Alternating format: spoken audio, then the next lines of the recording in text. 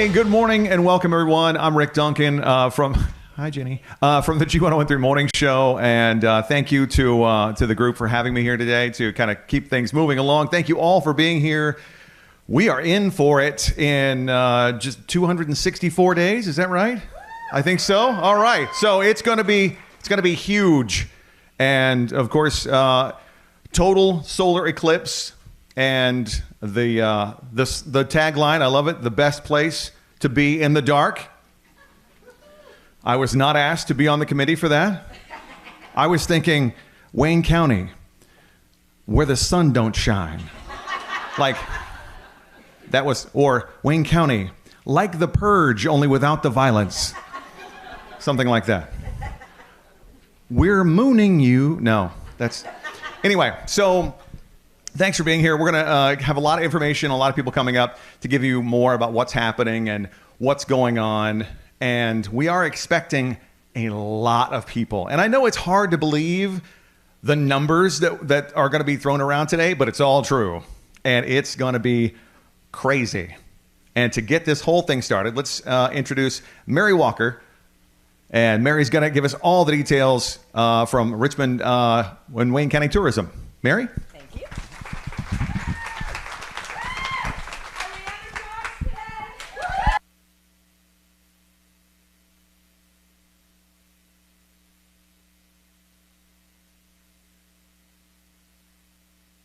Applaud each and every one of you, both in person and on Zoom, for taking the first step to learn more about this incredible opportunity before us.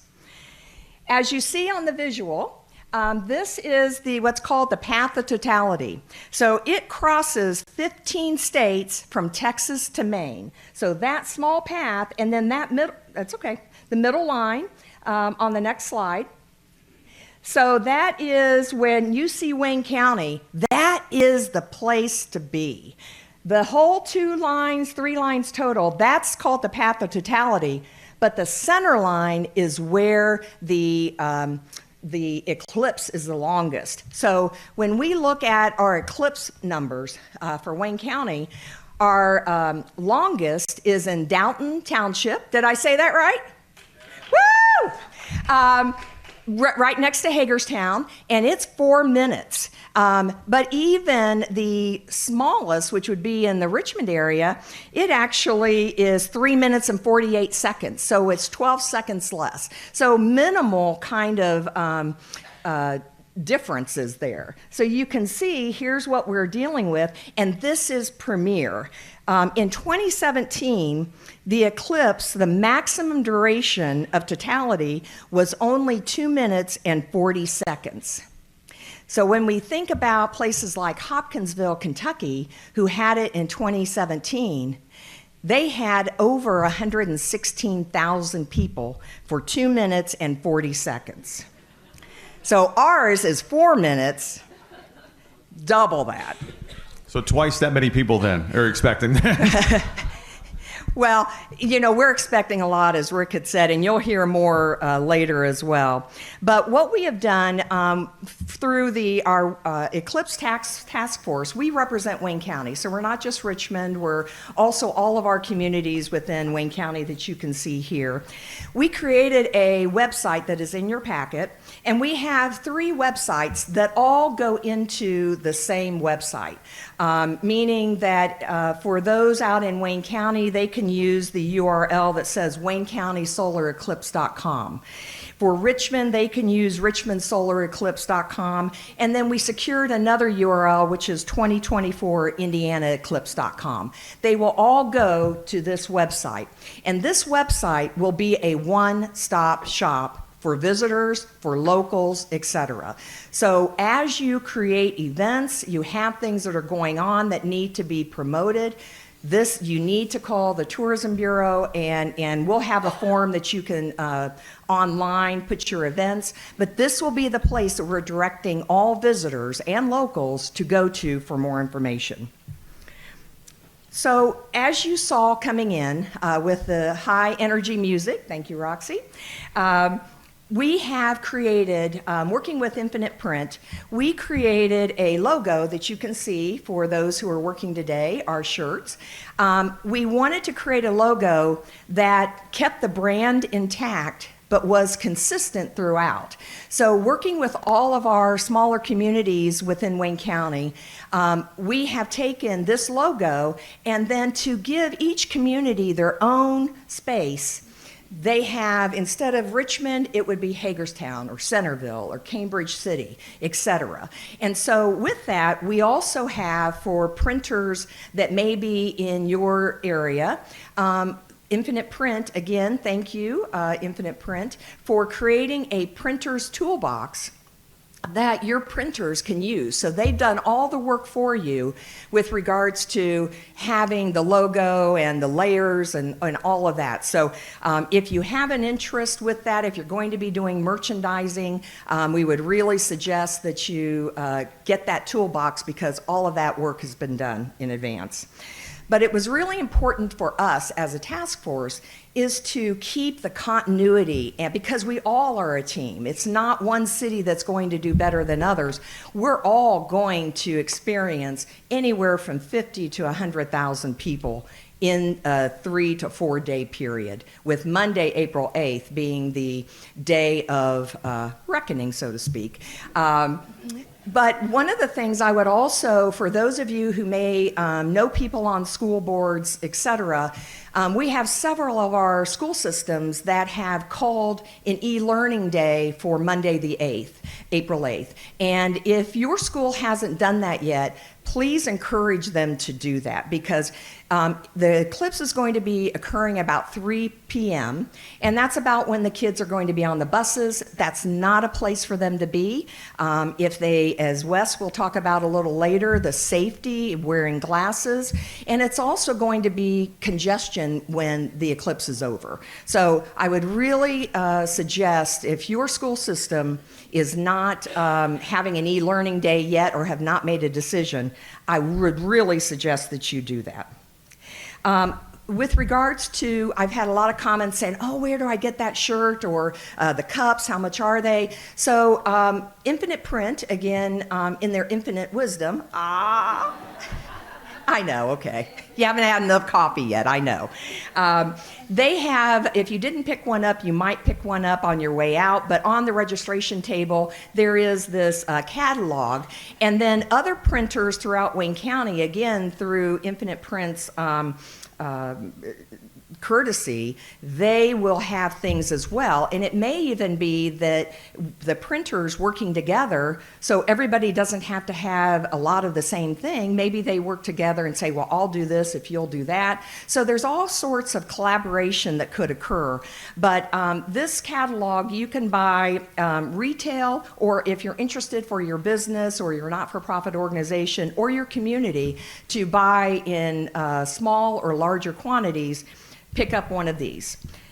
And then we'll have also a list of printers. Once we have that verified, on our website again, we'll have a list of merchandisers that have things to sell throughout Wayne County. So everyone will be promoted, and it's just important that we do that.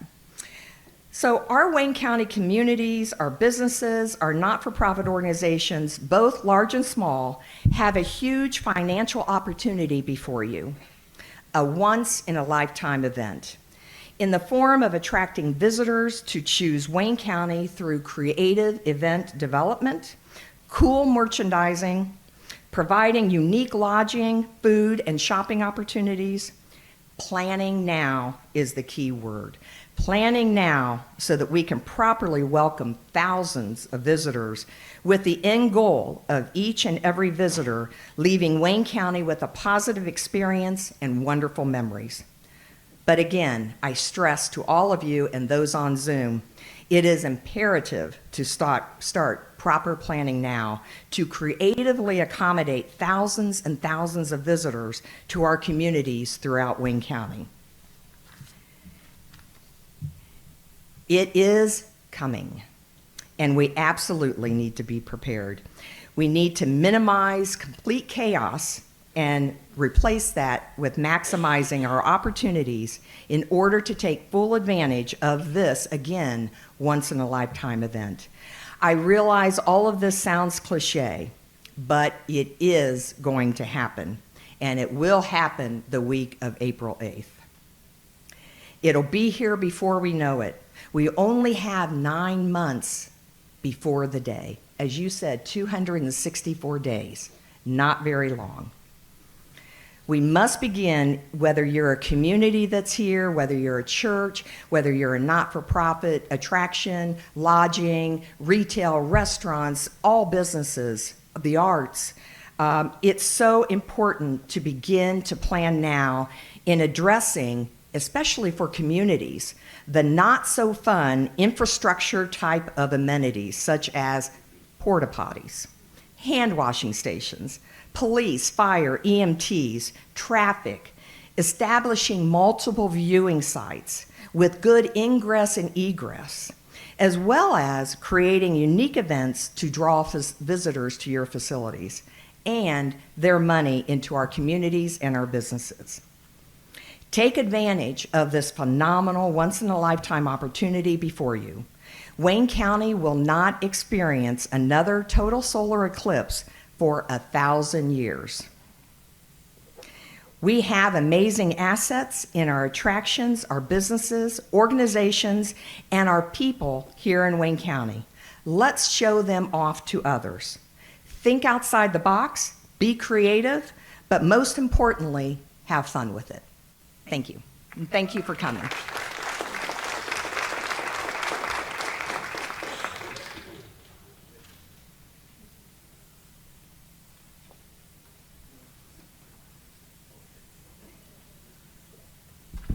Good. Well, we need to thank WCTV for what they're doing. Thank you so much. Ryan Harris, working hard in the back. And we'll, by the way, I think Mary was onto something. That could have been a good slogan too. Wayne County, Day of Reckoning. I'm going to use that moving forward. A little dark, maybe. So we've got another video coming up, and we're going to talk also about some trivia about Wayne County and also some solar eclipse trivia. We're going to do that in just a minute. But first, check this out. Have you ever taken the time to think about the term once-in-a-lifetime opportunity? Some of these opportunities might require traveling, like visiting one of the wonders of the world, eating at a Michelin-starred restaurant, or enjoying a Broadway show. On April 8th, 2024, that opportunity is coming to you. Wayne County and its communities, big and small, are fortunate enough to sit directly in the path of the next total solar eclipse.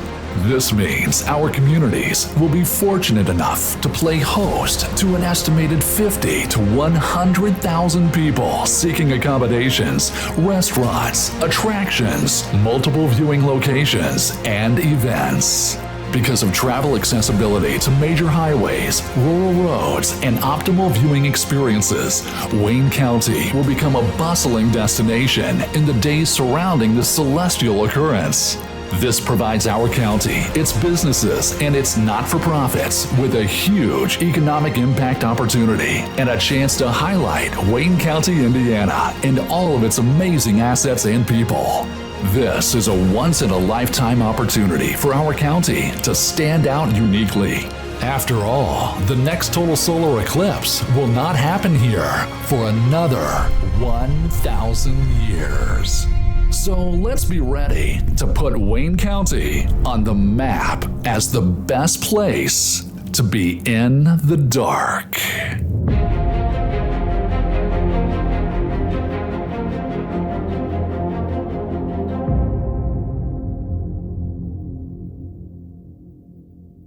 Nice. I like that.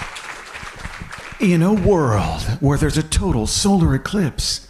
So, again, it's going to be huge. 100,000 people coming to Wayne County. I know that's a hard number to wrap your head around, but it's true. And real quick, before we bring some of our speakers up, we do have prizes we're going to be giving away. So we're going to do a little total solar eclipse trivia. Real quick, one of my favorite things that I read was the Chinese used to believe that an eclipse was caused by a dragon eating the sun, which I think is cool. That's a nice visual. Also, when you go back to, so actually eclipse is from the Greek word eclipsis, which means being abandoned, because the Greek used to think that a total solar eclipse meant the gods were angry and it was an omen of bad things to come. Imagine if we'd had eclipse in 2020. Imagine what that would have been like just for 1 second. Dear Lord. Okay, so let's bring up our next speaker, Valerie Schaefer, President of Economic Development Corporation of Wayne County. Here we go. Hi. We are fortunate to where we will be here already, so we won't have to deal with that traffic. Thank goodness. Well, good morning, everyone. It's a pleasure to be here with all of you and see so many familiar faces in the room. This is a fantastic turnout to learn about the total solar eclipse. I'm here to provide perspective through my economic development lens. What many of you might not realize is that all of you play a role in economic development.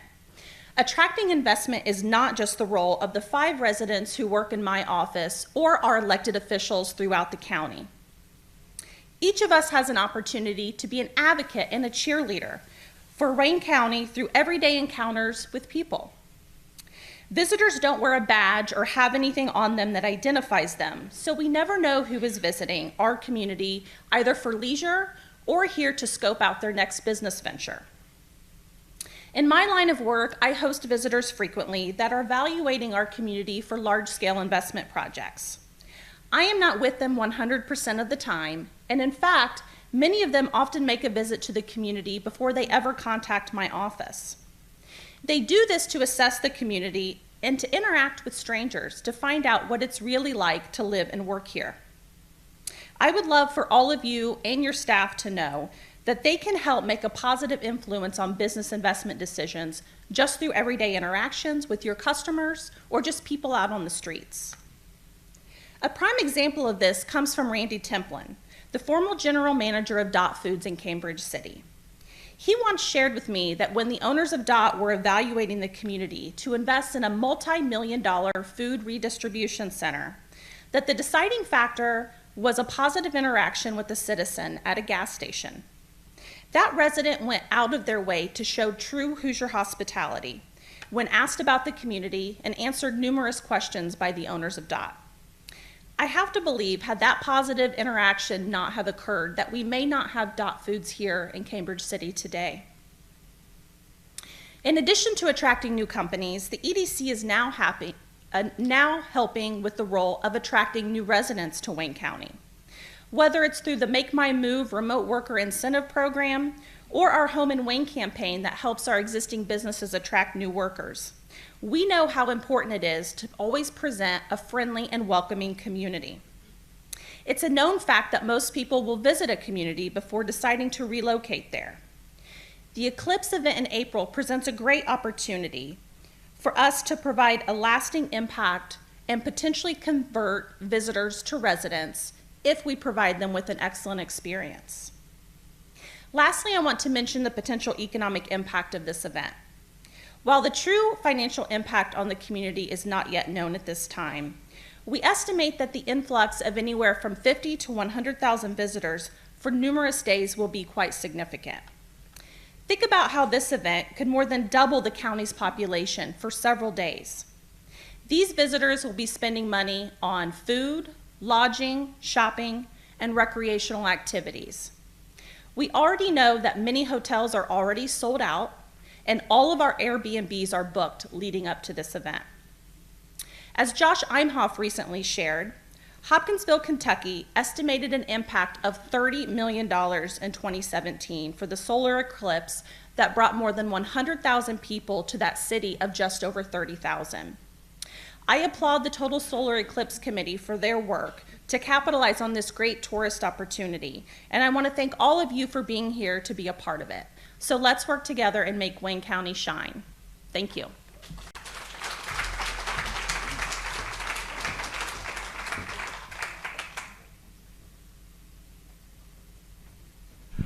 All right, thanks, Val.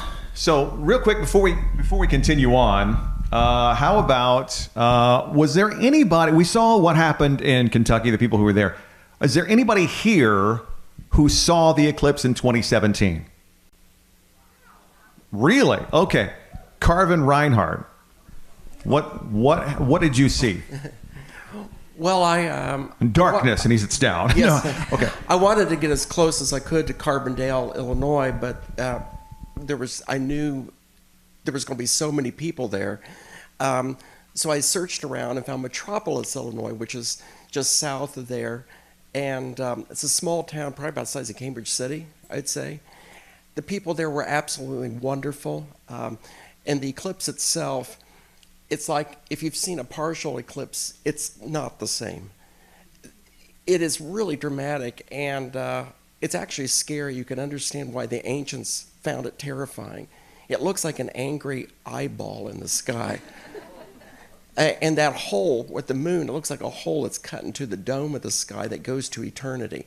It makes the hairs stand up on your arms. But anyway, I want to talk about the traffic afterwards. I made the mistake, like a lot of people, and decided, hey, soon it was over, 15 minutes later, let's hit the road. And you saw the interstate traffic there. I was in it. There was times where 45 minutes would go by and you're not moving.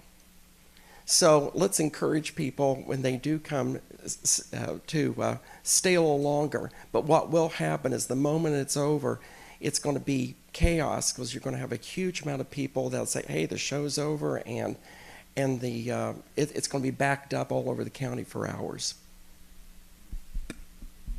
All right, cool. Thanks, Carvin. All right, I love the visual, by the way. That was amazing. Hole cut in the sun. That's cool.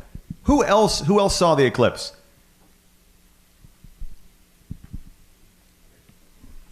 I saw it in a little town called Festus, Missouri. It's like south of St. Louis. Mm-hmm. We waited too long to get our hotels, so we had to stay in St. Louis, which was great. I mean, they were like total, like partial eclipse. There were tons and tons of street festivals and fairs, and they had fireworks, and it was amazing. And then Monday we went to Festus, and to me, Festus is an example of what you do not want to do. It was not ready. That town was overwhelmed.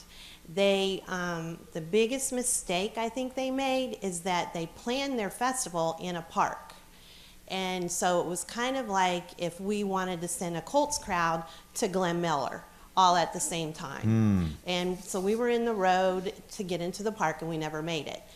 And it was funny because our mindset was like, oh, we're going to miss it. And then it got quiet, and then somebody said, it's like right up there, so we can see it anywhere. So my advice would be to Richmond is have many, many multiple viewing places all around the city and the county, and have them set up and advertise them. We passed farms that had set up temporary campgrounds, and people were doing that. And it's just, the more you spread out that crowd, the better experience it's going to be. And it's the coolest thing I've ever seen. Like, the bats were swooping, and the street lights came on, and dogs were howling. It was kind of creepy, but it was very cool.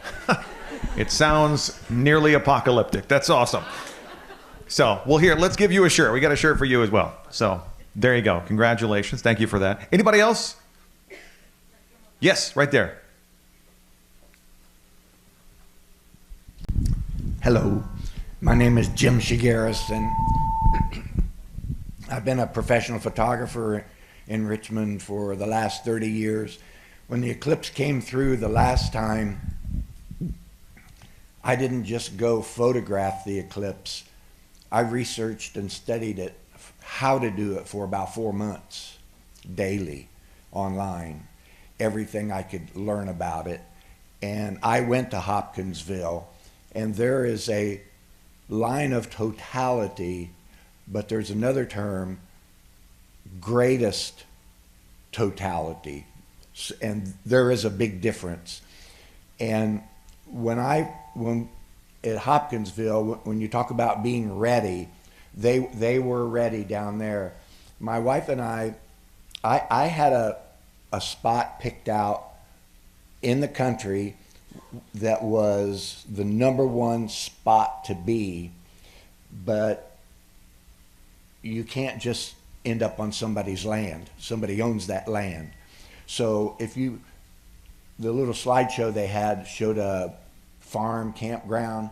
I found a farm down there that divided their land up into little campsites. And you're just out in the middle of a field, and it was 100 degrees in August. And the research that I did, I had apps that told me exactly where it was going to be in the sky. I had apps that literally would talk to you and tell you 1 minute to first contact, 30 seconds to first contact. The app would talk. It would say glasses on, and then during the main eclipse, you can take your glasses off. If you didn't know that, this app would say glasses off.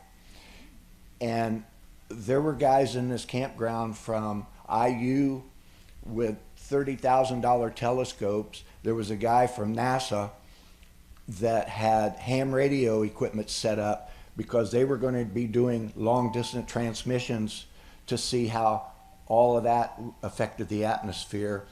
I had to tell them where the eclipse was going to be. When it was over, she said, "We'll be here. We won't have to deal with the traffic." Yes, you will. We were in that traffic. Not only were we in that traffic on the interstate, we were checking the map to see if we could take a back road to get out of it, but we had to go across the river. And I thought, you can't just take any road. You have to hit a bridge to get across the river. So I will just leave you with this. I've already spoken to Mary and Nancy, and I volunteered to do a class on how to photograph the eclipse.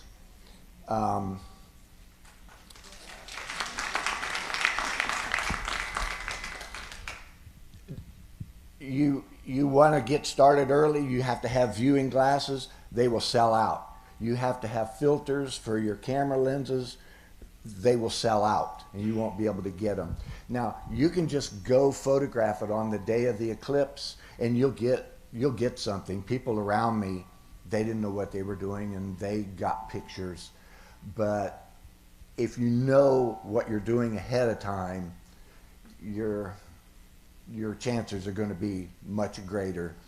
So I'll volunteer to teach a class so they will promote it. You can tell folks that it's going to happen. They'll have it on their website where and when. We don't know yet. We haven't worked out those details, but it is a big deal. Oh, and as Carvin was saying, we stayed on this farm when the total eclipse happened. The donkeys were howling, coyotes were howling, the roosters were doing their thing. It was quite unbelievable. So you're in for a big treat. Will you give them the app? That app that told you where to find it? I can do that. Yeah. Give to them, then they can let us know. Yeah. We'll make sure that everyone who participated both on Zoom and currently here in person, we'll make sure that you get that app. We'll send that through to you. Thank you. Yeah, so you'll get an email with the app and all the information and everything moving forward. So. Rick, I think we had one more person who had your hand up. We're out of time. Would you like to give your... Yes, one more. Go right ahead. I got to see the eclipse in Boise, Idaho. I was out visiting my grandchildren. It was kind of a total shock to me. We learned about the eclipse really on our way to Indianapolis to take our boys back. And the airport called us, or Delta called us and said, would you be interested in rescheduling your connection from Minnesota up to Boise? And I said, we thought, well, no, we're not, we don't want to we want to get our boys back. Well, they said, well, they gave us $2,000 in points if we would reschedule our trip. So we said, okay. And so we were able to get our boys back and forth several times to visit them. But we ended up in Carson, Idaho, and it was absolutely beautiful, and it was very hot that day, and it was amazing because we were on this side of a mountain where absolutely no one would probably ever go, and it was just packed with people. And my daughter-in-law was just like freaking out. She's like, I can't believe it, because she thought it was her own little hiding place. And again, even in this, just a little 2-lane road that wasn't even really paved, it took us an hour just to get off that mountainside, wherever we were in that area, because I knew where Boise was, but I had no idea where I was at after that. But it's a real thing, and it's exciting, and it's beautiful to watch, and yeah, I'm excited going across Richmond. Thank you. Awesome. Thank you so much. Appreciate it. Thank you, everyone who checked out and all the information. Yes?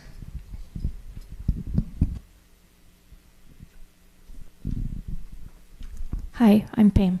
I've never seen a total eclipse ever. I see a partial, I see a lunar, I see the Halley Comet in Peru, in the desert. It was fun.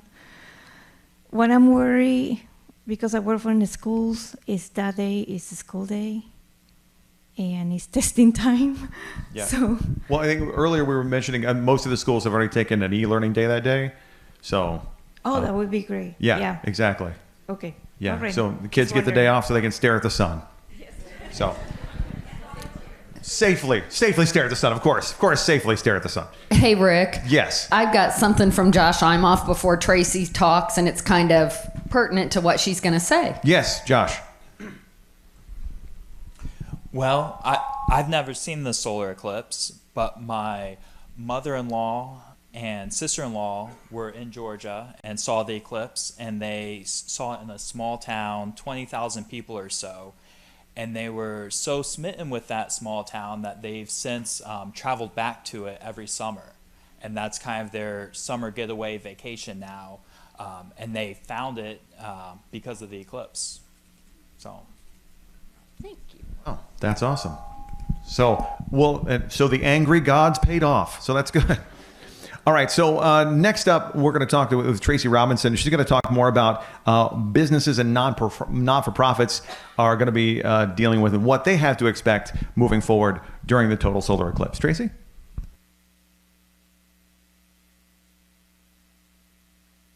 Thank you. Great segue, Josh. Thank you. Yeah. So you've heard Valerie speak and share with us the impact that we could all see with the total eclipse for our entire community. So let's talk about some ideas and ways that your businesses can get ready. So we know April 8th is the day. However, we need to think about the days leading up to April 8th. That weekend, visitors could start arriving that Thursday on April 4th. And so we want to be ready to showcase our community Thursday through Monday. And it sounds like suggestions are through Tuesday. So we may be thinking about that too, reasons to keep them here Monday evening into Tuesday. So some things to consider if you're a restaurant, a retail store, or a service provider. So if you're generally closed on a Sunday or a Monday, you might want to extend your hours to be open on those 2 days. If you have limited hours on the weekends, maybe consider staying open later or opening earlier those days too if you have limited hours. If you don't serve breakfast or you don't serve dinner, maybe consider adding those 2 meals into those options for you as well. And if you do that, you might consider, restaurants may want to consider a condensed menu and maybe serve some of just your most popular favorite items. And also to ramp up your social media posts. Get people excited, even the locals, who maybe get them used to you first so that they can start talking to visitors as they come into contact with them to talk about your business or your restaurant and getting them there.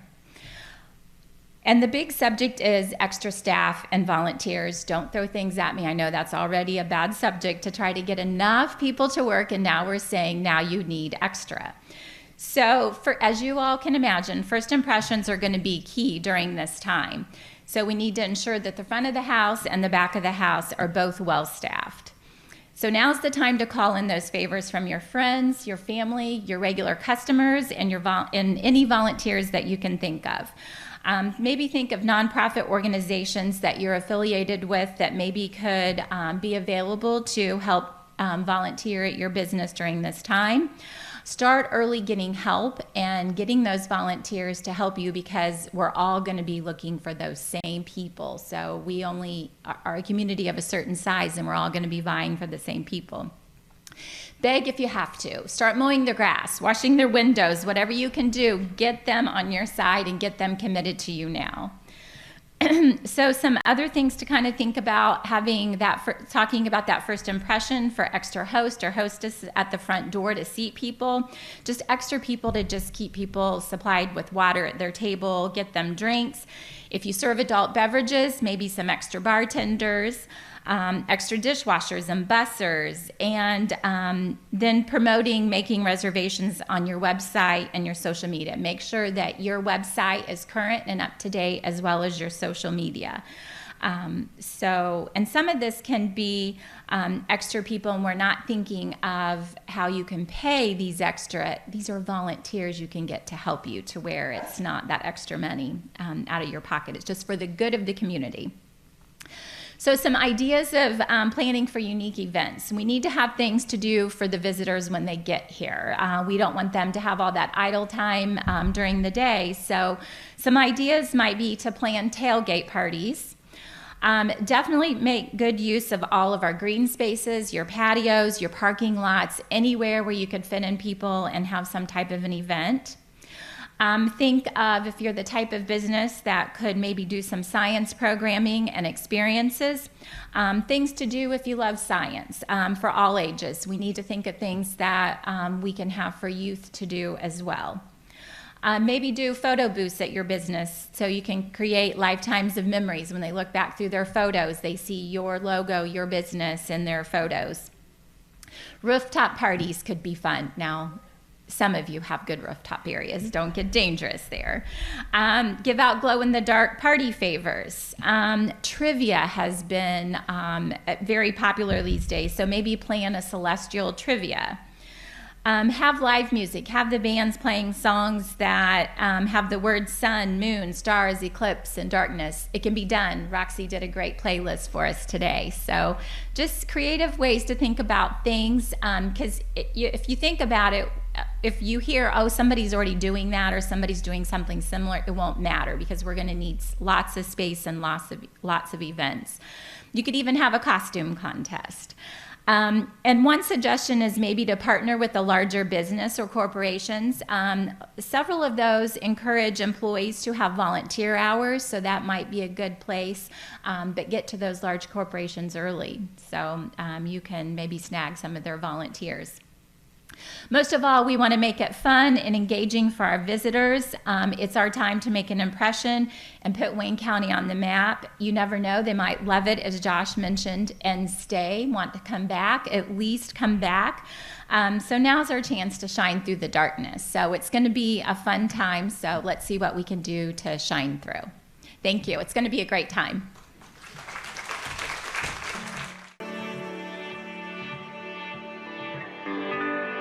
At first it was very easy, you know, we do our normal procedures, we'll put them on hold for customers, but the volume quickly increased. We had to just tell people that it was first come, first serve. We're limiting 2 per customer because they're going to evaporate.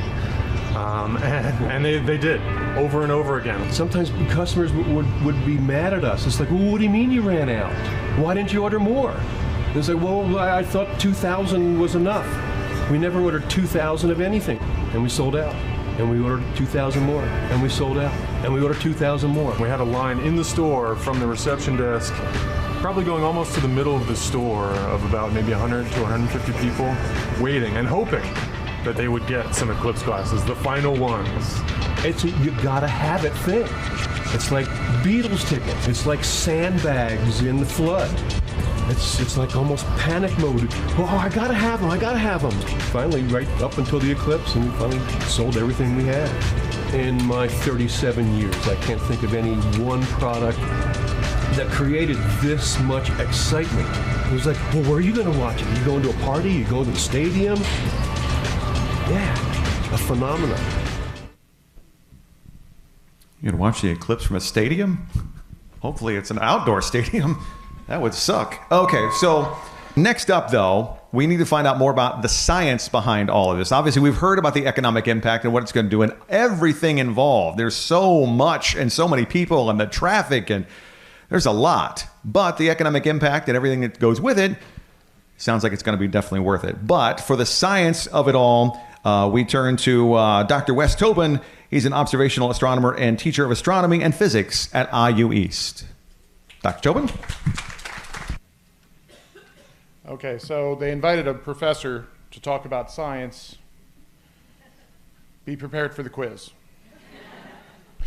Okay, so this is one of my favorite images for eclipses. It kind of helps get the idea of lunar eclipse, solar eclipse, what order the objects are in. And if you ever see the sun between the Earth and the moon, that's probably the last day. So just a little bit of background on an eclipse. Everyone should know what an eclipse is, but of course not everyone does. So I figure I'd give you a little bit of a science lesson here. We have the sun. The moon's shadow produces the eclipse, but a partial shadow also occurs. That's the reason you have the dark black spot representing totality and the lighter gray spot representing a partial eclipse. Now, we've actually had we had a partial eclipse here in Wayne County in 2017, and we actually have had another partial eclipse in 2021 that no one in their right mind would have tried to see because it would have been literally at sunrise. And then in October, we're going to have another partial eclipse. It's actually an annular eclipse, but we're in the partial region for it. So October 14th, Saturday, October 14th, if you have your eclipse glasses by then, you can take in the splendor of another partial eclipse that's that's less covered than what it was in 2017 for us. But in April, we'll see the total eclipse. And this is the expectations, one of the expectations of quickest drive time to a place along totality, particularly the larger cities along totality. And the reason I like showing this is because Indiana is literally the closest point for parts of western Montana. Now think about that for a moment. By drive time, if someone wants to make the 20-hour drive, they can go from parts of western Montana all the way down through Chicago and to totality, most likely Indianapolis, okay? Now, I zoom in on this because I want to point out where Richmond and Wayne County is, and I also want to point out the lines. Lines represent the amount of traffic if everyone takes the shortest timed route on a normal day. Now, it's important to note this won't be a normal day, and the shortest time route will not necessarily look like this, okay? We will see a number of, basically most of the people we'll see in our part of the state will be coming up from South Carolina, Tennessee, North Carolina, Kentucky, and Ohio. But we should, and I'm expecting this, we should be seeing people actually come across 70 because they're avoiding parts north of them. They're going to avoid parts of upstate New York because people are going to be coming down from Canada to those parts. They're going to try to avoid heavy traffic as much as possible, which is probably going to be along 70, but that's going to open up 40 for traffic as well, okay? So we're going to see a lot more traffic than this image presents. This image only tells you how to get to the closest metropolitan center as quick as possible on a normal day, okay? So be prepared for gridlock. Be prepared that people coming in, they're not necessarily going to stay on the highways as this map would suggest. They're going to be coming in on the back roads. Those are going to have some gridlock too. And then, of course, it's Indiana, right? we have to talk about the weather. The good news is unlike looking at the stars at night, where you have to really have good conditions, we can still see a solar eclipse pretty well with light cloud cover, okay? So as we're thinking about, oh yeah, it's April, it's gonna be cloudy. Well, yes and no. It may be cloudy a little bit, but we can still get a good view, okay? And I point this out just so you know the temperatures and the weather at the time of the eclipse in 2024 over the past several years. So it's ranged from 39 degrees to 70 degrees in temperature. Now that's a wide range, isn't it? It's always going to be a little bit colder too when you're staying outside for a long time. So I would imagine this is great merchandise for like hoodies and sweatshirts. I also want to point out that the yellow highlights basically tell you we could have seen the solar eclipse on those dates, okay? And this is a little bit misleading here, this 54 degrees and partly sunny. It was actually because there was a small cloud that moved over right at that particular time, which is much like the folks at Carbondale in the University of Southern Illinois, or Southern Illinois University, experienced in their outdoor stadium. A cloud moved right over them right at the time of the eclipse. So, so even if the weather is not perfect, we'll still see it. It will still be a good view. And even if the weather is horrible, you'll still feel, see, and hear effects, okay? Even if it's completely cloudy or even raining, it will still get dark. Animals will do their odd behavior, and you will still feel that eerie feeling of a total eclipse. So one of the things I like to point out is eye safety. I'm a huge advocate of eye safety when it comes to eclipses. I have a pair of solar eclipse glasses right here. Okay, these are ISO 12312-2 certified glasses. They're cardboard and mylar. Okay, these come with certification documentation. You can actually go to Rainbow Symphony, is who created this. You can access their certification. You can check it over. And in your packet, I'm also going to mention there is some information on reputable ISO 12312-2 certified glasses. Please look over that. There are two different companies that you can order through on there. There are a lot more. Okay, I know the American Astronomical Society has a list of like 20. Okay, but be careful not to buy from Amazon, because not just any reseller is going to have the right certification. I would also point out that there are many different kinds. I have another pair right here that are plastic. Okay, they're a little bit more durable, and you can even get solar eclipse glasses that are designed to work with your phone. Okay, all of these things. Remember that the filter has to go between the sun and the first optic. Okay, so like in our pictures here on the right-hand side, we have someone who's putting the solar eclipse glasses between the sun and their glasses. That's the way they work. Or between the sun and their phone. And be sure that when you're ordering these things, you order them early. Don't expect to be able to order a month out and get a shipment, okay? There was a 6-month delay in 2017. We learned a lot in 2017 about what not to do, okay? One of those things is to expect that you can just order it a month or two out. IU East has already ordered glasses. A number of businesses, I think, have already ordered glasses. So if you're looking to sell these, resell these, be sure to order them soon, and order more than you think you're going to need.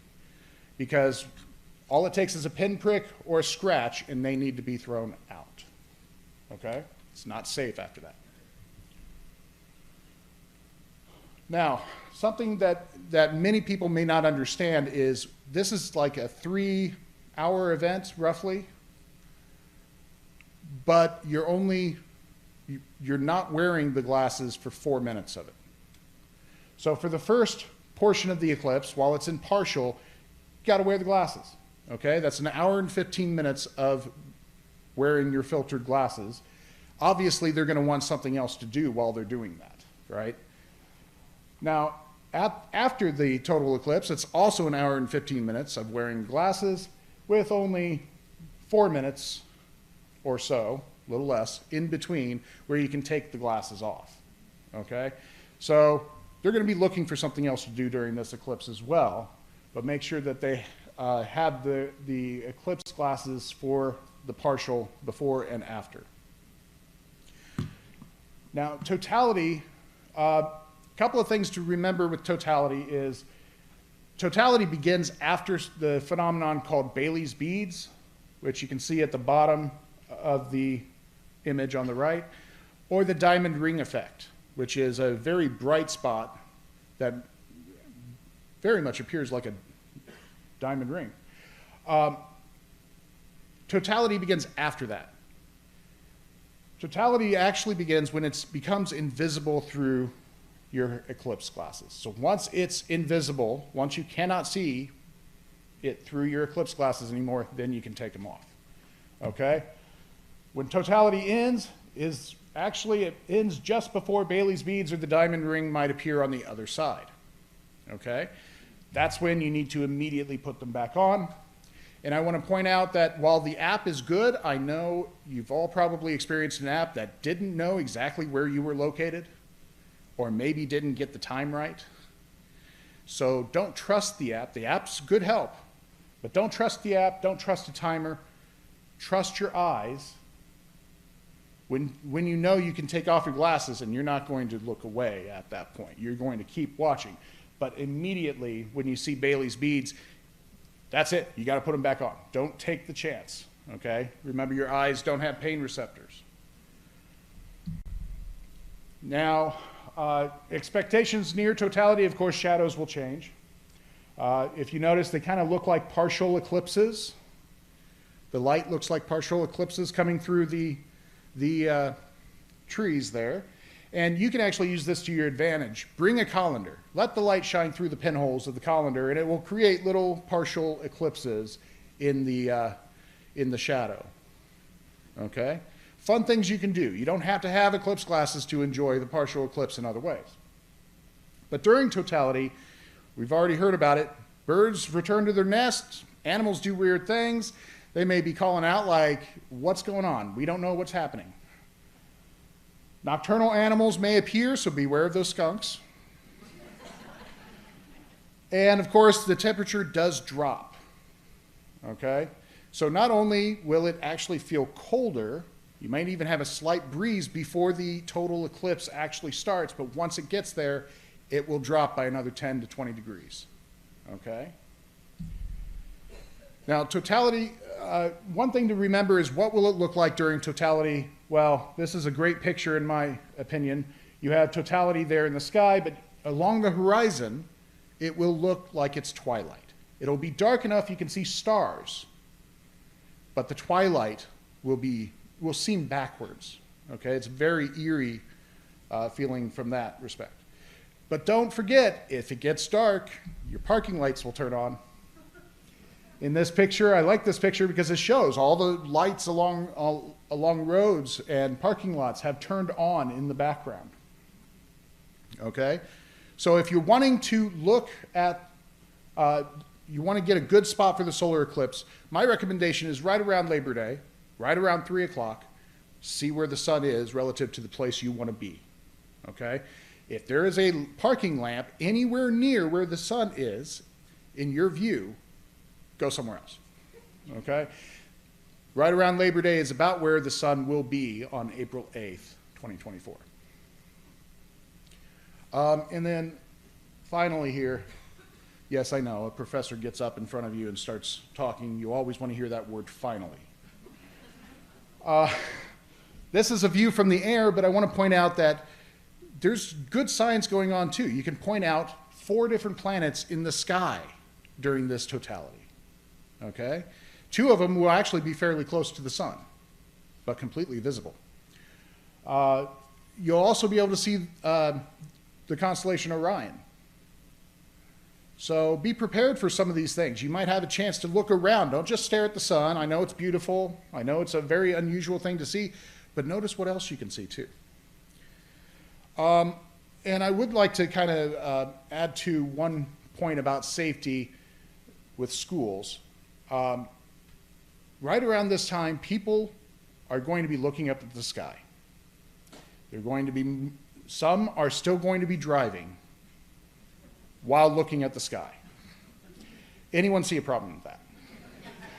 So anything you can do to get people who are not needed away from roads is probably a good thing, okay? Especially children who are walking home from school. So better off that they have an e-learning day. But just try to keep that in mind, that everyone's going to be staring at the sky. You don't want to be moving around. It's actually not recommended to wear these and move around because these are not sunglasses, right? Don't walk around with these on. Once they're on, you look, and then once you're done looking, take them off and you can move around at that point. Okay, and with that, I'll be available for questions later.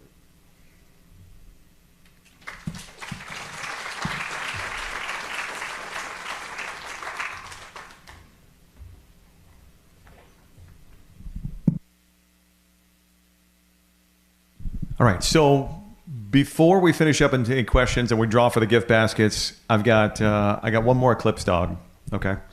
And Indiana is the second most traveled to state for the Eclipse in 2024. What's the most traveled to state? Texas. It is Texas. Yep, there you go. That's for you. You're getting better. You're getting better. I'm very impressed. All right, does anybody have any questions? We've thrown a lot of information your way. Any questions about what you can expect, economic impact, things to do? There's a lot in there. Yes.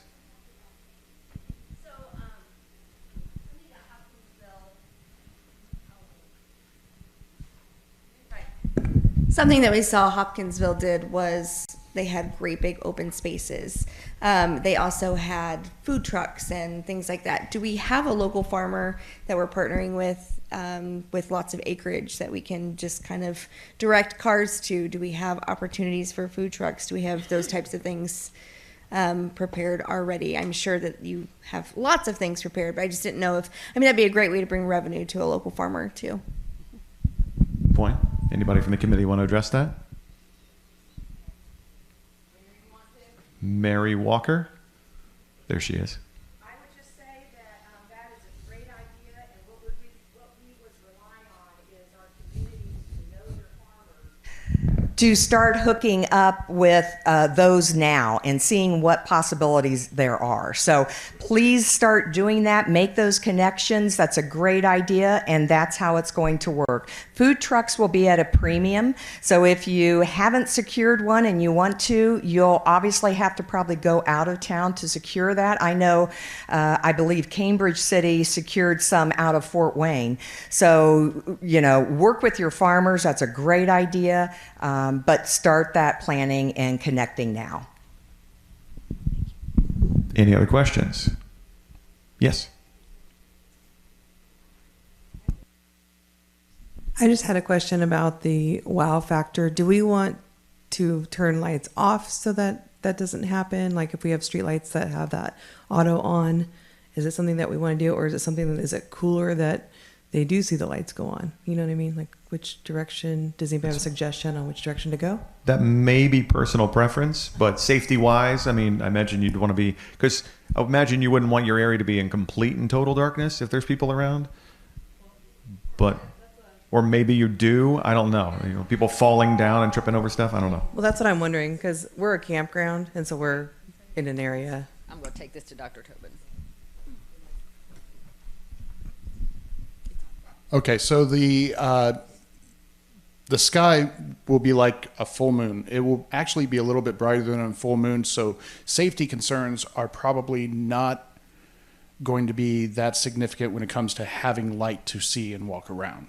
People are going to be looking up. They're probably not going to be moving for the most part. In fact, we'll recommend that they don't move during that time. If you have the ability to shut off the street lights, I would recommend it because they're oftentimes overpowering, especially if you have the blue LED style. They'll prevent you from seeing the stars around the sun. You'll still be able to see the solar corona, but if you can't see the stars, it's a little bit less of an impact. Any other questions? Yes. Teresa, there we go. Hey, are there any metrics that kind of show when visitors are coming to an area and when they leave? Like, what is the percentage of people out of that 100,000 that are going to leave Monday, and how many are going to leave Tuesday night, Wednesday? Good question. Here you go. Okay, so all we have is 2017 to work with, really. Okay? What we learned from 2017 is most of the people want to leave immediately. What the people learned from 2017 is most people shouldn't leave immediately. So I would suspect that many people haven't learned that lesson very well. I would think something like 50% of people are probably going to try to leave immediately. I'm hoping that we can have people stick around to reduce that instantaneous leaving. But as far as metrics, this is a once in a lifetime thing. We can make the best predictions we can, but we can't know for sure. Yes, question back there. Oh, Nancy, I'm sorry. You have one question over here. Go ahead. Okay, so wow, that's hot. Okay, really? Okay. So like the Model T Ford thing, when they came to town, there was kind of an organizing committee for that. Is the Tourism Bureau being that thing? Yes. We have it. So all events and that type of thing would run through the... Well, let me... So the role that the Eclipse Task Force will play is through our website. So while we won't be organizing events and getting volunteers and all of that, we can absolutely be that placemaker that all the information is there on the website. So even if someone has a confirmed event, you could put on your website that we could link to that says, hey, we need volunteers, or this is what we're doing. So I would really encourage all of you to be thinking about what you're planning to do. Let's get it confirmed so we can get it on the website. But the website that we've created that you saw earlier will be our one-stop shop for all of Wayne County events, etc. Viewing sites, all of that. Did that answer? Okay. Rick? Yeah, go ahead. Yeah, wondering at what time is going to happen, the total eclipse, and how long it's going to last? So 3 o'clock, right? Yeah, 3 o'clock. 3:07, and it should last just short of 4 minutes. Yes, Tracy, what do you got? So just a little bit more to Sharon's question. So kind of, I see Andy in the room, kind of Main Street, we'll be thinking about what they're going to put together. Depot District, we'll be working on that. So we're thinking of those small groups. I know Rick Parker's planning something. So I think there's going to be those individual areas that will be pockets, as well as the outside communities with, the small towns working on their things too. But there'll be pockets of things. I was worried mostly about people coming into town. Will they know where to go? Yes. Okay. We will guide them. We hope. The website will have a URL everywhere, the hotels, all of that, so that they can then, even QR codes, that they can just put that on their phone and have it ready to go. Right. Yes. Oh, I'm sorry. Go ahead. For you folks that are going to be working with maybe farmers, or if you live out in the country, your friends live out in the country, something that I saw when I went to Hopkinsville and didn't expect this, I had a spot picked out where I wanted to be out in the country. I wanted to be right there. I'm glad I didn't do that. we were there 3-4 days early, and I drove those back roads to go see where I would have been. As you went along, and there are cornfields, if the land from the road dipped down and up, no problem. But as soon as that road was level, like maybe where the farmer drove his tractor out in the field, they had yellow tape. They had all that blocked off, or that would just be full of people. And every farmhouse had a party going on. They had portalettes. They had everything you just discussed as far as food and whatever. So people were, I don't know how they got the word out, but if you're out in the country and you don't want all that traffic and all those people in your yard, I'd get the word out to get that stuff blocked off. Question up here. I was just thinking that April 8th is going to be right after the spring thaw. So should there be a concern as people are preparing to be out in the fields, as you begin having traffic and cars there? So it's keeping an idea of what takes place during winter as to what's going to happen in April. That's very true. Something to definitely think about. Any other questions? Yes, go ahead. Okay, so my concern is the professor's mention of the hour and a half before and the hour and a half after, that you should be wearing glasses. Yes or no? Did I understand that correctly? Yes, if you're looking at the sun, you should be wearing the solar eclipse glasses. If you're looking anywhere else, you probably should take them off because you won't be able to see what you're looking at. Right. Okay. But is there something you could put on this website for tourism that we're doing that states that, so that I'm not telling somebody that's visiting my campground and they think I'm, out of left, I'm not accurate? Right. I believe that's in the works. Oh, look on the website. See, the professor says, no, if you're looking directly at the sun an hour and a half before and an hour and a half after, put those damn glasses on. Yes? Probably a different language, but yes, something like that. I don't know. I think that gets the word across. I really do. I think that pushes the message. All right. Again, remember the website and all the information you've got in your packet. And it's WayneCountySolarEclipse.com. All the information you need. Make sure you contact any of these people who have spoken today, whether you need to reach out to Mary Walker or Tracy Robinson or Valerie Schaefer, or you can also reach out to Dr. West. I'm sure he can answer questions too. So thanks for being here today, and we appreciate it. Thanks to all who are watching on Zoom and you in person. Thanks. Have a great afternoon.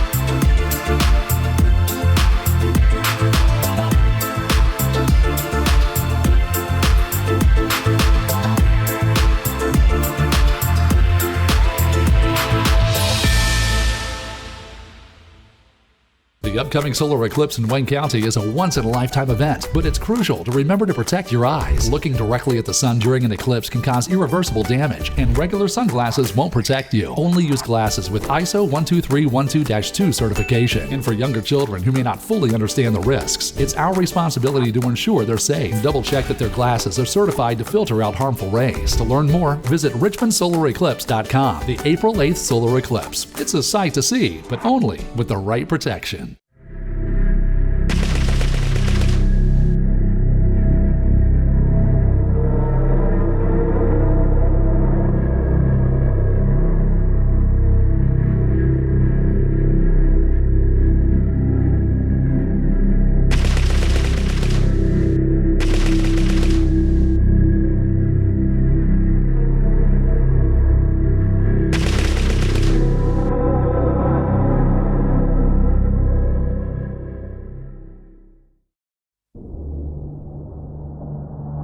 Monday, April 8th, 2024, we'll experience a total solar eclipse.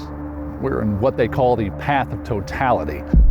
That path of totality will reach from Texas all the way up to Maine. Total solar eclipses, they're actually very rare. They only occur about every 18 months around the entire world.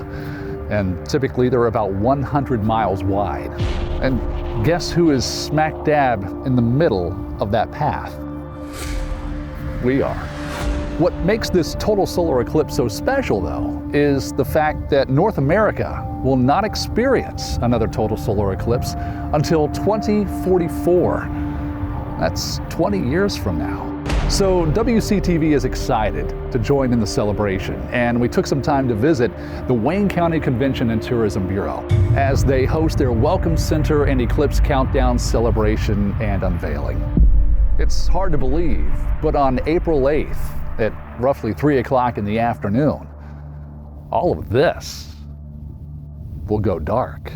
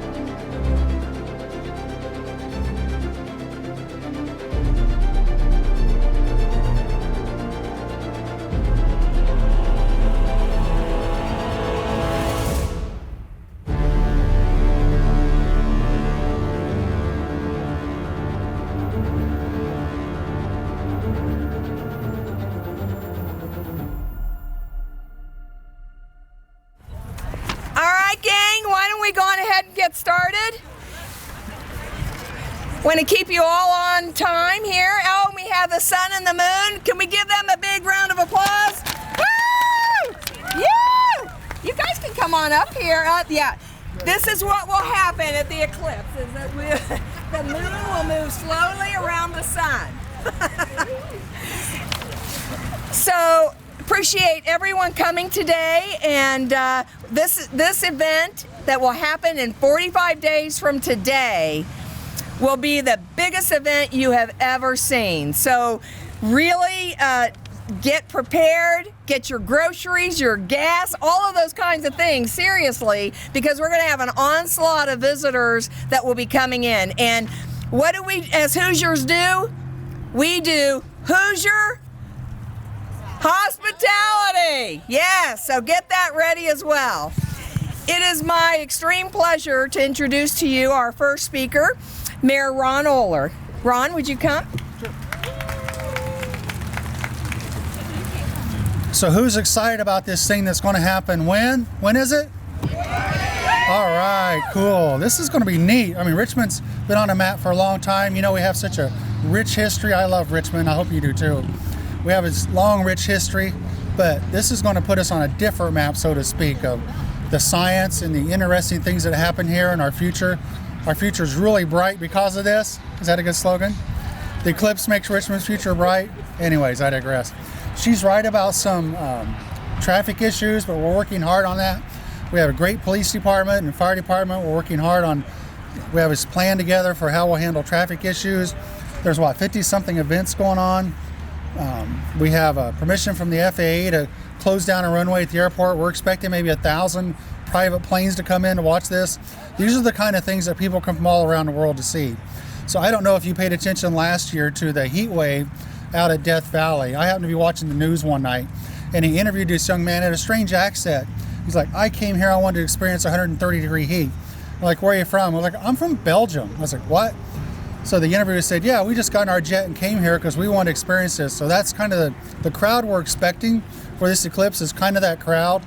I mean, it'll be all of us and a lot of local people, but there'll be a lot of international people coming in. And it's time for Richmond to shine. So I want everybody to, do everything you can, clean up your neighborhood, clean up your house, clean up your yard. The city is definitely doing that. Some of the things I've just started last week, trying to clean up the park. So let's make Richmond shine and do a great job. I'm looking forward to this, okay? Thank you. I can do the eclipse now. Thank you, Ron. Appreciate you coming. So as I said earlier, 45 days and counting. We have this wonderful countdown clock that Primex Plastics has made. It's awesome. So if you ever want to know when it's time, just look at the clock because they're such a great community player. So thank you all so much, Primex. Let's give them a big round of applause. We can do better than that. Woo! Yeah!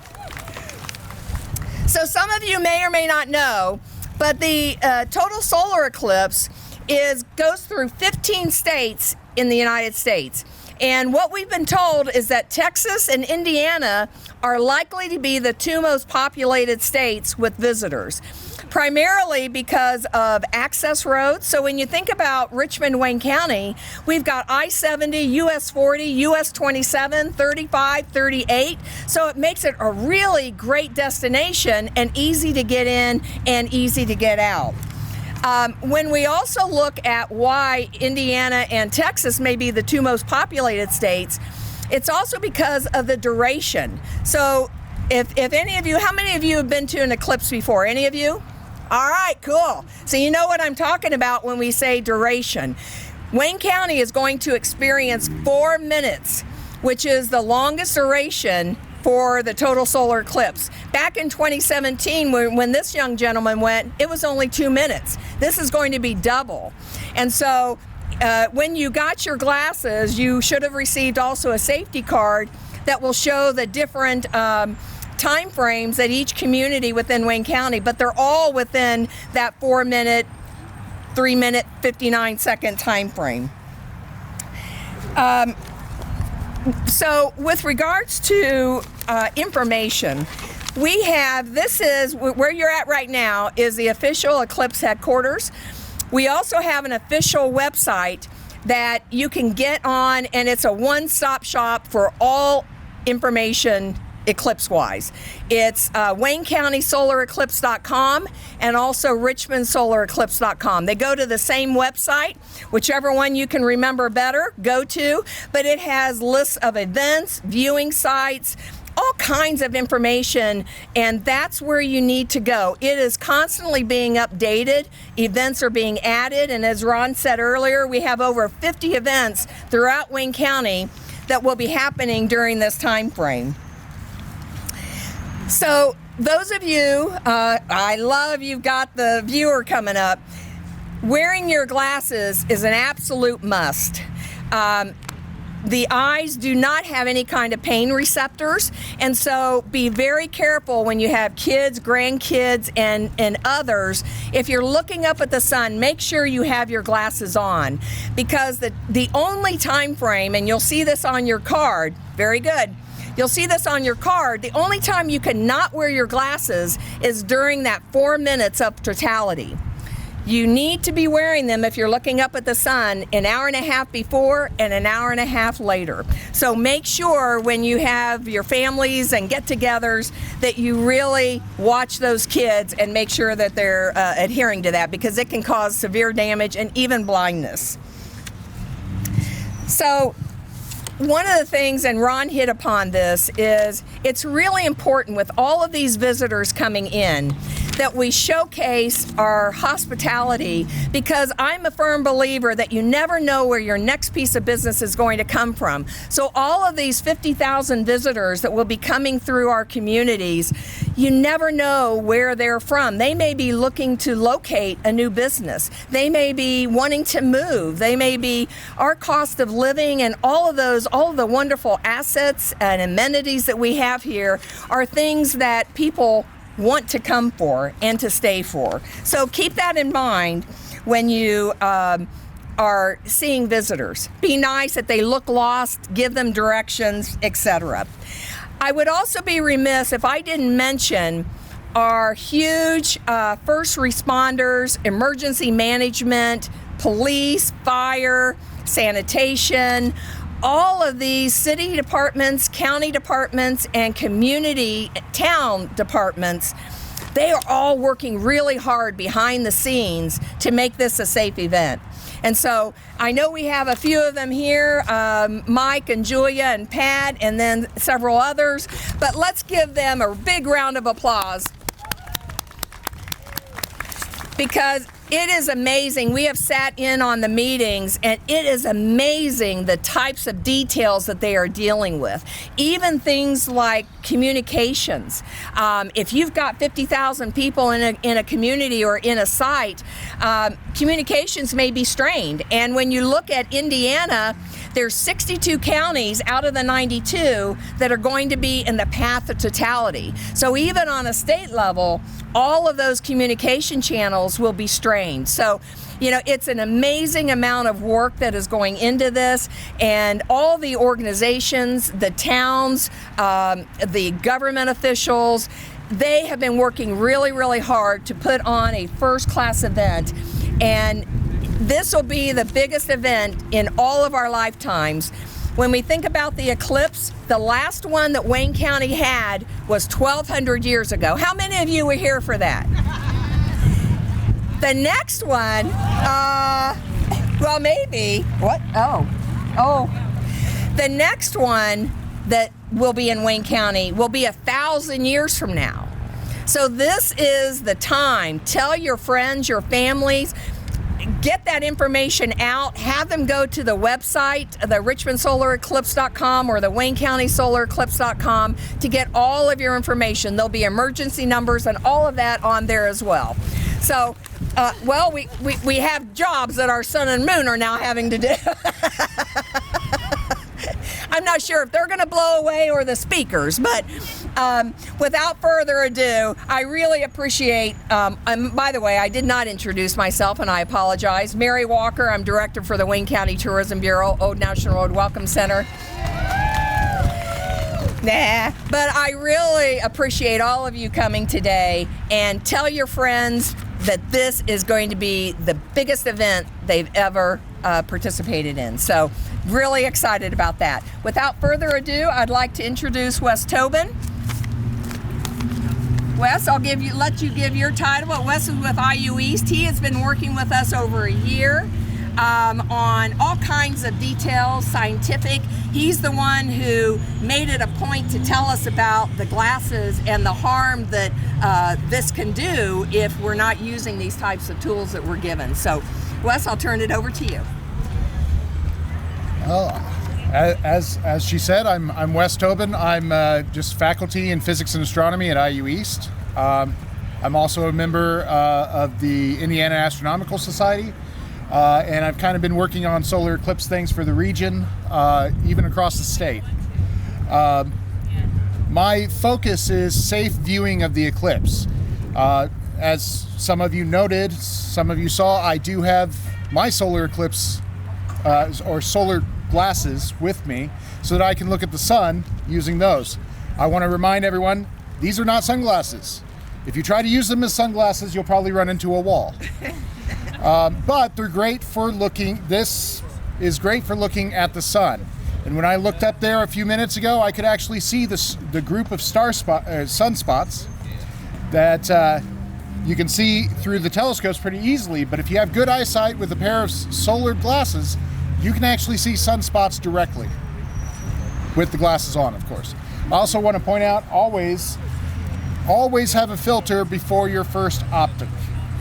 So if you notice both the telescopes out there, one is specifically designed for the sun, so it doesn't look like it has a filter, but it actually has more than one.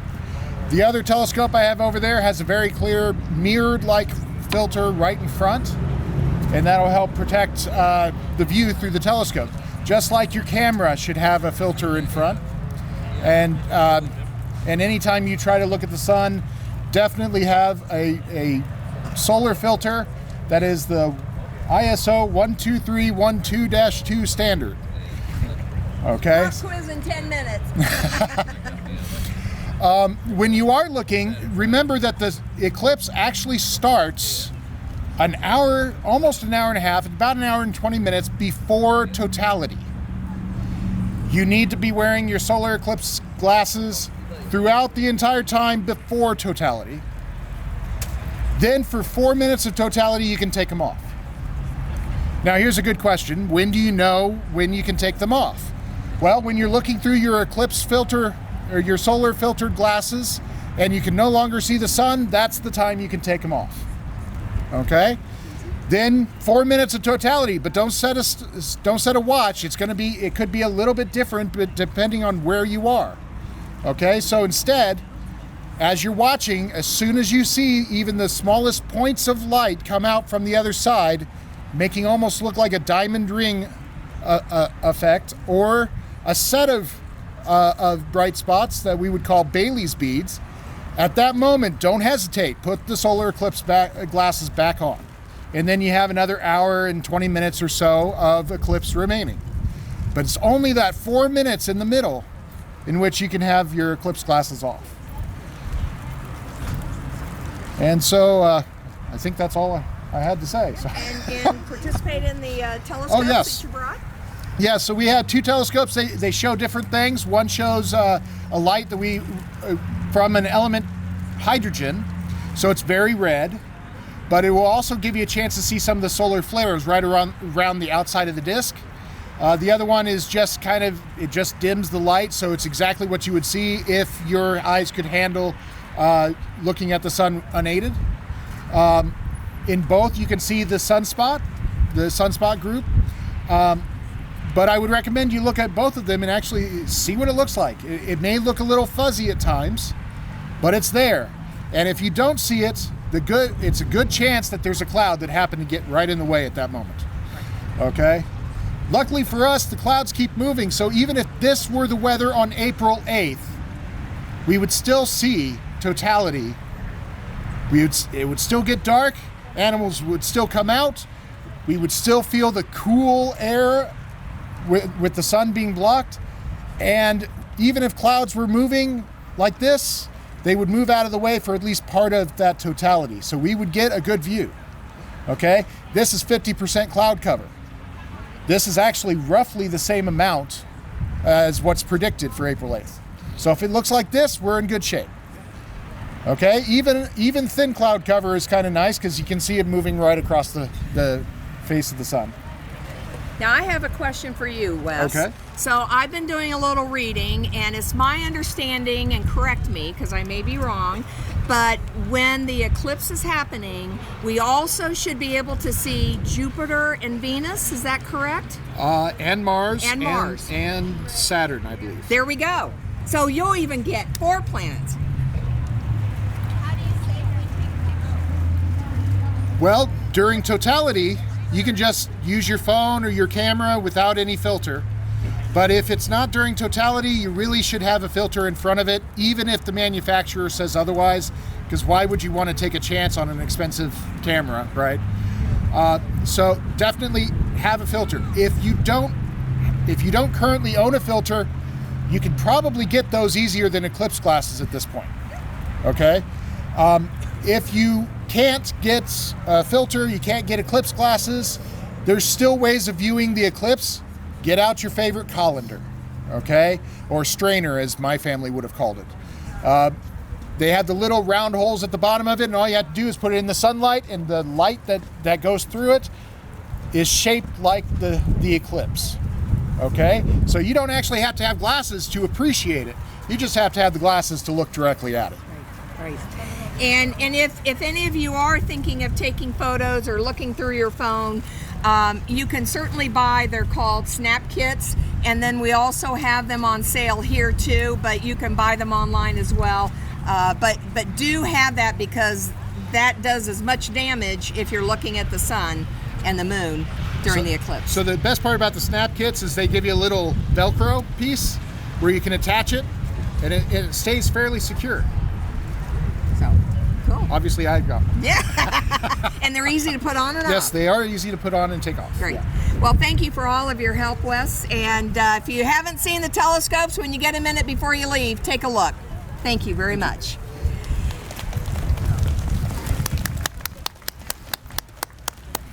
All right, last but certainly not least, where is Doug? All right. Most of you probably already know Doug. Doug Borgsdorf is with Primex Plastic, and Primex is such an amazing community partner for Wayne County. When we had COVID, they came up with masks. They were really ahead of the game in finding needs, and you're doing that now with the Eclipse. And so I would love to turn it over to Doug. Doug, just from our point of view, representing Wayne County, we thank you for what Primex has done. We thank you for those little buddy viewers. We love those. And thank you for being such a great community citizen. Yes, absolutely. Thank you. Well, it's cold and windy, so I won't take up too much of your time. My viewer blew away. I think Primex has been headquartered here in Richmond for over 40 years. We love this community. We're excited to be part of the Eclipse. I wanted to point out, right over there is, I'll show you first. So our whole thought process was, don't watch it by yourself. Watch it with a friend. So I will tell you, and we heard about how important the film is. The protective film is the same that's in the glasses, but it's very difficult to get. So if you can get your hands on these, you should do it now, because when the big viewers are gone, they're gone, and the little viewers we have a lot more of, but you'll see them all over the community. I would like to point out that these were made 100% right 1 mile down the road in the, yep. And for those of you who know me, you either love me or hate me. My employees luckily love me sometimes. And that group right over there are the ones who actually put it together. We've got a second shift employee, Xavier. Xavier, just step a little ways up here. I gave this project, I had a thought, and Xavier's the one who made the product come alive. He's a Richmond High School graduate. Way to go. And one of our engineers. The artwork was done by Kayla, and if you'll see on it, when people buy it, it talks about the two museums, some fun facts about how important Richmond is to Wayne County and Indiana. So I think that's just a great thing. The countdown clock you will see it all over town. It'll be at the farmers market. It's going to Star Elementary. It's going to Hibbard. The whole goal is just to get some excitement so our youth can get out there and see something that they're not going to ever get to see again. Right. So one, I love that everybody came out. It's very exciting to see the sun and moon so close together. But we appreciate the support of the community. And we hope that you enjoy the products that we're making, and we hope that you get out there and are safe and enjoy it. And that's all I got. Have fun. That's right. And watch it with a buddy. Yeah. All right. Well, I think that concludes our program for today. And feel free, if you haven't been into the Welcome Center, sign up for the gift baskets. We've also got some goodie bags over here, as well as some free glasses. Pardon? Yes, absolutely. Yeah, thank you for bringing those. So go on in if you haven't been in yet to see. But again, we appreciate all of you coming and enjoy the beautiful day. I'm glad it wasn't yesterday, right? We had the rain. So thank you again for your help and your participation, and let's have fun with the eclipse.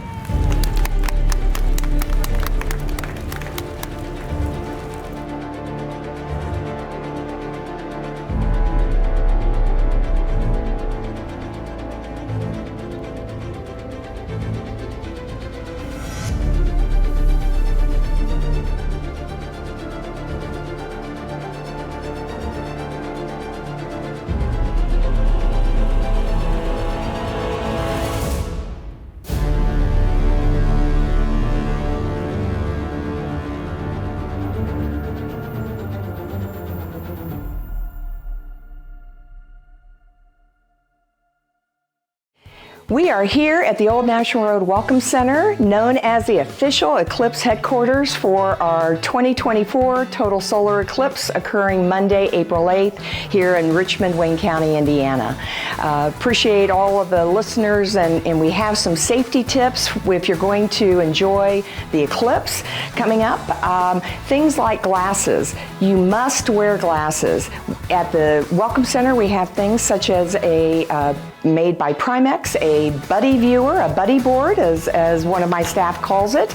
But these are really important because the eyes have no pain receptors. And if you aren't wearing glasses, you're not realizing that you're getting harmed, and you can have permanent damage 12 to 24 hours later. So really important, get your glasses. Equally important, on your glasses, whether it's the buddy board or your glasses, make sure to keep these in a place until you're ready to use them, because any scratch will make them null and void. So it's really important to not give the kids theirs until it's ready to go on Monday, April 8th. We've also have here at the Welcome Center solar eclipse eye safety guidelines.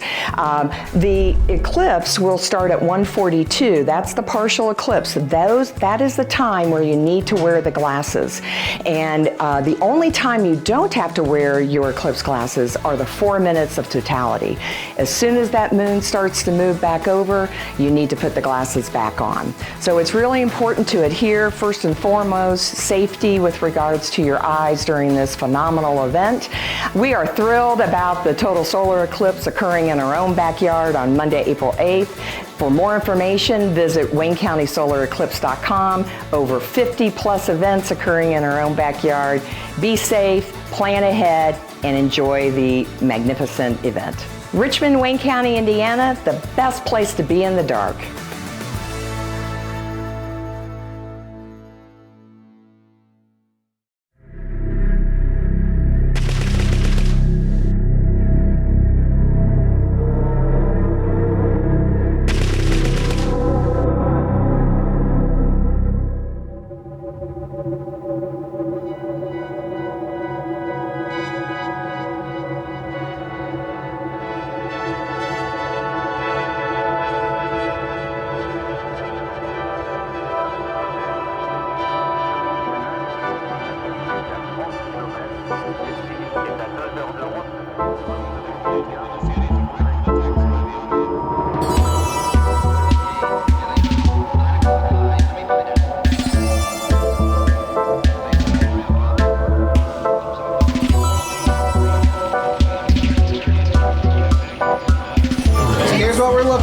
Put your hand on a color and keep your hand on that color, all right?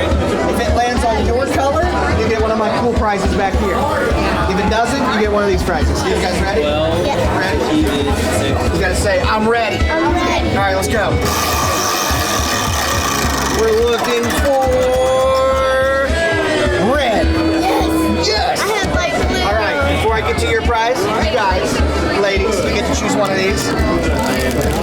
Thank you. Awesome, awesome. Big prize, you ready? All right. You get an airhead or a fan. What are you choosing? There you go. And that even folds up, I think. So there you go. Thank you, guys.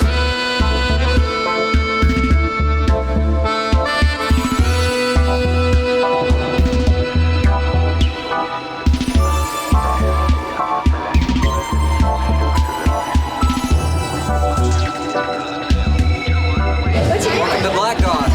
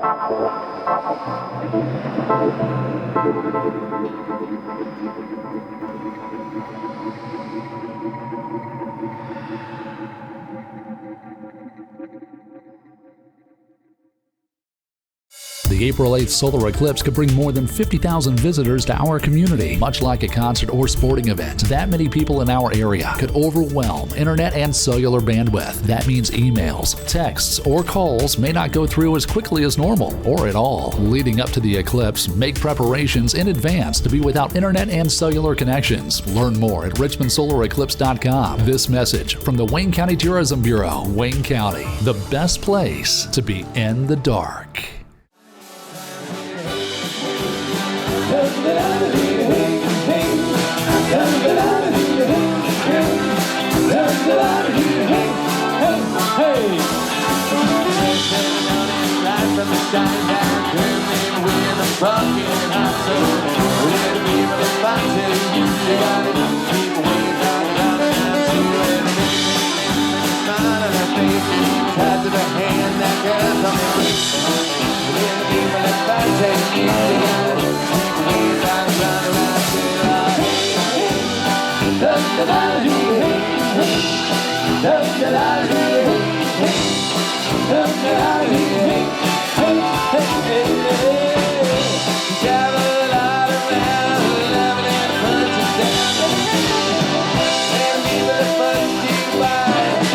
Goes about the guy that boy, I'm the guy who knows. Loving and love, and love that grows. Last year, for the she of a news. Keep me kind of out of my head. Love that I need. Love that I need. Love that I need. Hey, hey, hey.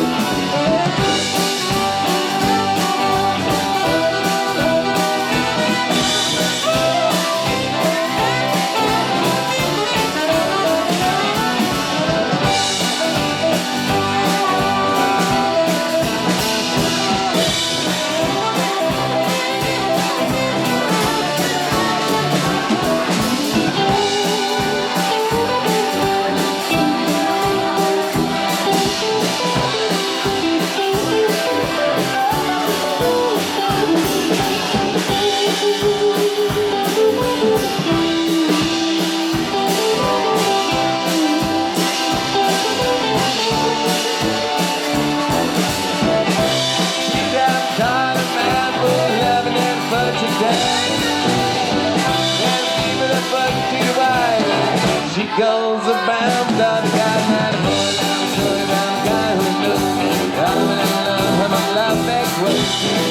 Last year, for the she of a new all day. Keep away from the guy around here. Oh, hey, hey. Love that I need. Love that I need. Love that I need.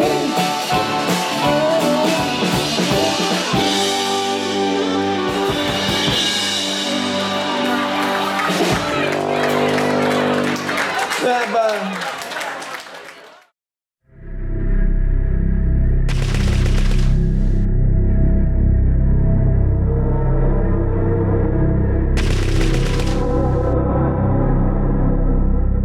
Don't tell anybody that I have mixed match socks on. Oh, it was a little hectic. No! Oh my god, you do? We're gonna race up this obstacle course, this bounce house. Yes, yeah. So, oh my god. Okay. You're smaller than me, Indiana. Come on. All right. My feet are too big for the little thingy. Oh my god. I can't even get out of it. My feet are too big. You ready?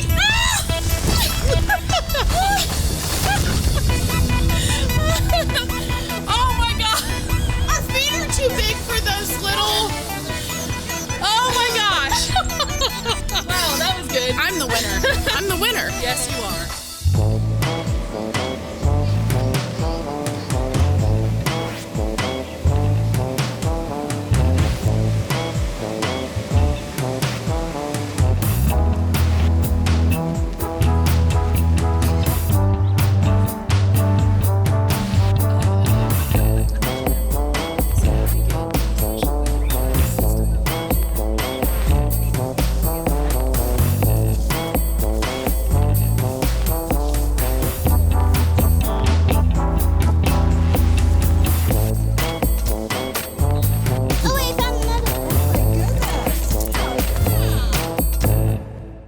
The upcoming April 8th total solar eclipse is an exciting once-in-a-lifetime event, but it's important to get yourself ready for the big day. Aside from getting certified eclipse classes in advance in case supplies run out, there are many things you can do to prepare. With 50,000 visitors or more expected in our community, there will be a number of disruptions and delays, traffic being the most obvious. Visitors may be lost or driving slow. Leave early to your destination and plan to stay late, or if possible, do not leave your house at all. Expect long lines at gas stations, and some may even run out of fuel. Days prior to the eclipse, make sure your gas tank is full or your EV is fully charged. Grocery stores will be very busy and bare shelves are a possibility. Have sufficient food, drinks, and supplies such as batteries. You should also get your prescriptions filled well in advance and stock up on provisions for any animals in your care. And when dining out, expect much longer lines at area restaurants. And be reminded, many area businesses are closing early or will simply not open. The eclipse should be a fun, exciting, once-in-a-lifetime event, and following these simple guidelines will not only help you, but those who are visiting our community.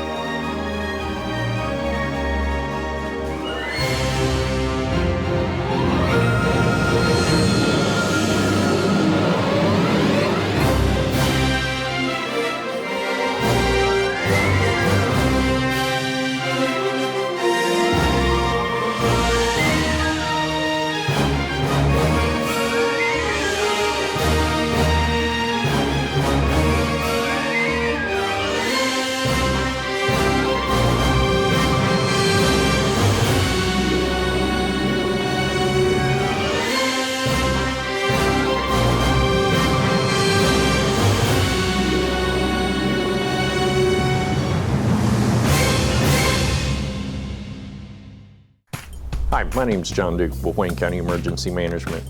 The solar eclipse is April 8th. We would like to give some tips and tricks for you to get through this as painlessly as possible. If you have to be out, plan to leave early, stay late. We expect some heavy congestion in the area. Traffic will be an issue in certain areas. Be courteous and have patience. Get some supplies ahead of time. Have the necessary things you need to get through the weekend. And if you don't have to be out, don't be out. Stay home and enjoy it. For more tips or tricks to get through this as painlessly as possible and enjoy it, go to WayneCountySolarEclipse.com.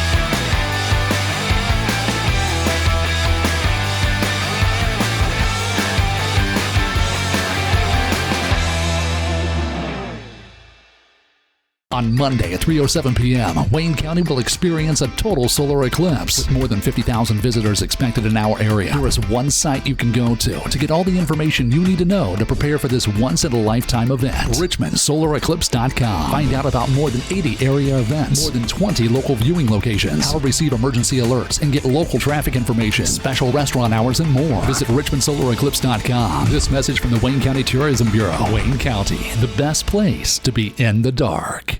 Hi, I'm Angel Gray with the Wayne County Convention and Tourism Bureau, here to share some helpful tips and tricks for the upcoming total solar eclipse occurring April 8th. With up to 50,000 visitors coming to our community, there are some things that we need to prepare for as residents. Things to consider are to make sure you have all of your groceries and household needs before this upcoming weekend. Things like your bread and your milk, your pet food, anything that you might need this weekend, make sure you grab it just a little bit earlier so that you're not out and about with all of our wonderful visitors coming to our community. Traffic may be a concern, so just grabbing all of those items beforehand will help make your weekend a little bit easier. For all of these tips plus more, visit WayneCountySolarEclipse.com. There is a drop-down for our local residents filled with FAQs and more information to get you through this exciting event. Wayne County, Indiana, the best place to be in the dark.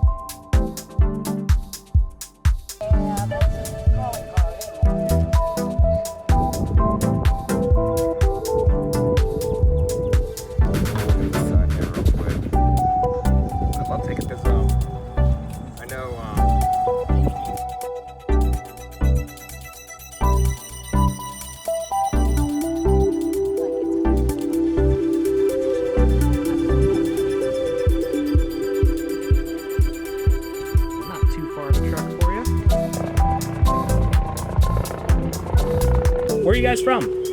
Rockville, Maryland. Rockville, Maryland. Very nice. Yeah. I'm from New Jersey. Wisconsin. Wisconsin? Where from in Wisconsin? Sparta. North of Cincinnati. We're from here. We're from Harrison, Ohio, so not too far. We're from Hillsboro, Ohio. Where from in Ohio? Hillsboro, Ohio. No, I'm from Ohio. Lebanon, Ohio. Lebanon, Ohio. Very nice. We, us three, are from Jacksonville, Florida. Okay. Harrisburg, Pennsylvania. We're from near Lansing, Michigan right now, but we're originally from Maryland. We are from WZZM, an ABC affiliate in Grand Rapids, Michigan.